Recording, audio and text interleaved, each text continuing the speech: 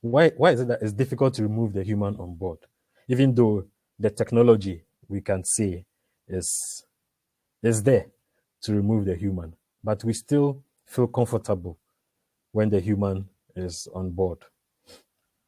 There are two, in my opinion, okay, there are two main reasons why we are not there yet. The first one is decision making. Humans are very good at decision making. No existing computer, artificial intelligence, or robot can compare to the decision making skills of a human being. Yeah. Psychology today says that there are 35,000, we make 35,000 decisions a day. So if you assume you sleep for 7 hours, that means you are making about 200 decisions per hour, or one decision every 2 seconds.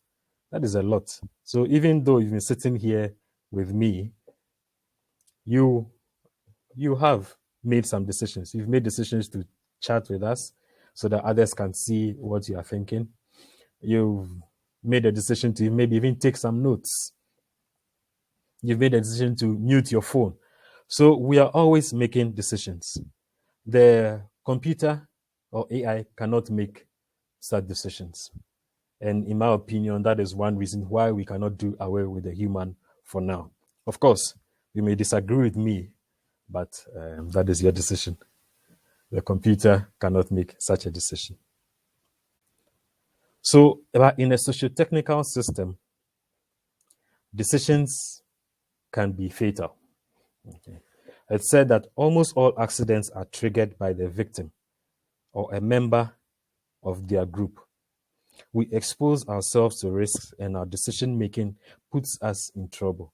So even though the human being is very good at making decisions, it is these same decisions that we make that put us in trouble. So this is a simplified diagram of the human decision making loop. Okay. We receive some stimuli. It goes through all the processing within our body, and then it goes to the effectors, which are normally the muscles. Then we get a feedback to the brain to tell us whether our action resolved the issue. Okay, so, but then this, even though it's not perfect, it has not been replicated to any manageable extent artificially. And these, at every interface point of these, we have the possibility of errors happening. Okay. And some of these errors can happen because of inadequate training, past experiences, mental shortcuts, emotional considerations, etc. Some of these factors slow down the decision-making process. Okay, so fatigue, for example, medication, your motivation at a particular moment, all of these can influence this decision-making process and slow down the process. We have other things that also speed up the decision-making process. Okay. But this speeding up of the process can lead to accidents. For example, I've seen it happen to me so many times. A portion of the road I use to the house has potholes in them. So anytime you are driving on that and you read the potholes, you are tempted to swerve onto the incoming lane. And then you go along in a merry way. But something interesting happened. The potholes were sealed. And then I noticed that even drivers ahead of me, and even I myself included, when we got to the position where the pothole was supposed to have been, we automatically swerved onto the oncoming lane. Okay, so that has now been built in to speed up the process for us. Unfortunately, these are the things that cause accidents, because the oncoming driver will not be expecting you to swerve into his lane, and you automatically, because you get there, you swerve into his lane and an accident occurs. Okay. When you burn your hand on a hot item, next time you take a quicker decision when you are going to pick up that thing. So our decision-making process is not given, it's not fixed. It's influenced by a lot of things. Now, I want to draw your attention to two things that influence our mental decisions that make our decision-making very good in a socio-technical system. Okay, we have what we call heuristics, which is a mental shortcut we take. So just like on the picture, you take a shortcut so you don't go the full loop. Human beings also engage in that. In one sense, it helps a lot. Otherwise, you'll be dead a long time ago if you are not doing that. So we have anchoring bias and then perception. What do we mean by anchoring bias? Anchoring bias is the tendency to be overly influenced by the first bit of information we hear or learn. Okay. So it happens normally when we are uncertain of what is going on. And once we drop an anchor to say, then any other decision we take revolves or is filtered through that anchor. In June of 2009, we have an Air France flight, AF447, was flying from Rio de Janeiro to Paris. Okay. The pilots lost, the autopilot went off, and they received a stall warning. When we say the aircraft is stalling, let me just use this. When we say the aircraft is stalling, it means it's lost lift on its wings, so it is coming down. For someone who is not very well trained, let's just assume so, the tendency would be to pick the nose up to raise the aircraft up. I think that makes sense, right? So now this pilot dropped the anchor that since I'm stalling, I need to come up. But if you have some knowledge in aviation, you know that you need to rather speed up the aircraft so that the wings, the airflow over the wing speeds up for it to lift the aircraft. So in that case, you're rather supposed to drop the nose down, which goes against intuition, actually.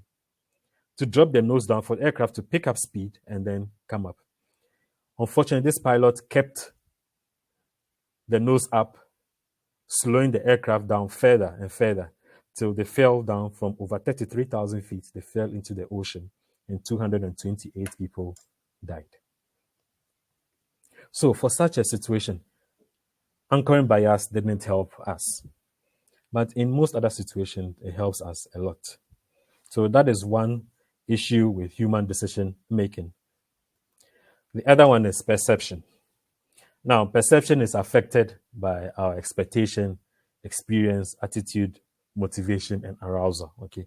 I'm not talking only about the visual misperception, but the general interpretation of data. We get information into our senses, and our senses process that data and give us a result. But it is not a perfect system. I used to ride a motorbike. And if you've ridden motorbikes for some period of time, you can bear with me that pedestrians sometimes do not see a motorbike. They want to cross the road, they look at you, but they are looking out for the four-wheelers. And even though they've seen you, they've not seen you. And they step right into your path. Okay, so these are kind of things that happen in the human decision-making process. Another important part of perception is risk perception, which is people's subjective view about the likelihood of a negative outcome as a result of the action they take. So, what is your personal view? What do you think will happen that will be negative if I take an action? Okay. So, the decision to whether to use a condom or not to use a condom is different for everybody. We all don't use it because of the same reason. Okay. And we all do not use it because we have different risk perception indices that we look out for when we are deciding whether to use a condom or not. Okay. Risk perception is affected by some factors, one of them being in invulnerability. I have a couple of friends who say that they don't take their COVID precautions seriously because to them, once they take some Guinness or Johnny Walker, it will burn all the microbes in their system and they are not going to get COVID. So they don't really take COVID precautions. Sometimes impulsivity, okay? There's a characterized by looking and jumping before you look. machoism or foolishness. People just want to prove that, yes, they are macho. We have anti-authority. They just want to go against authority.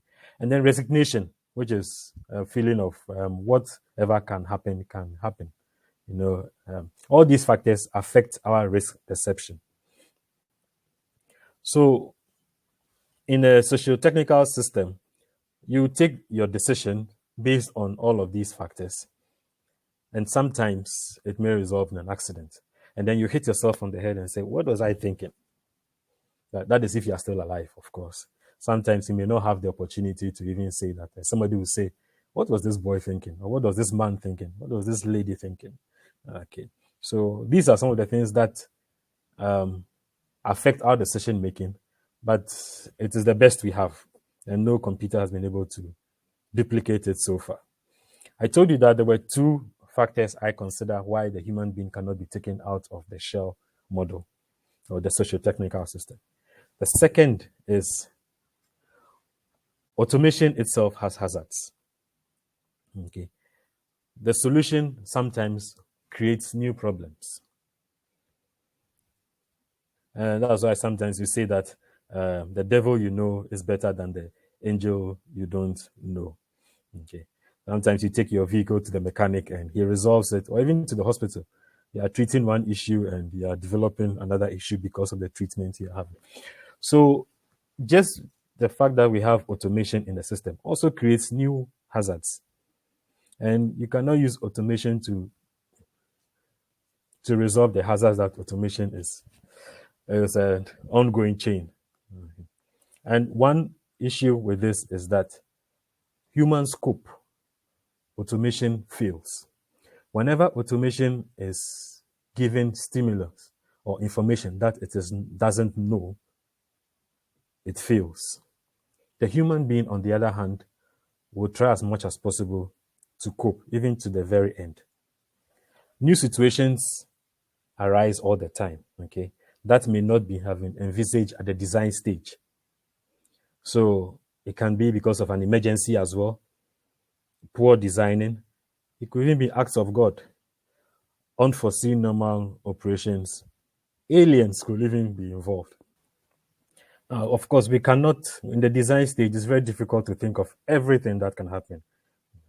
And that is why the human is still in the shell model to be there in case something out of the ordinary happens that nobody has ever thought of.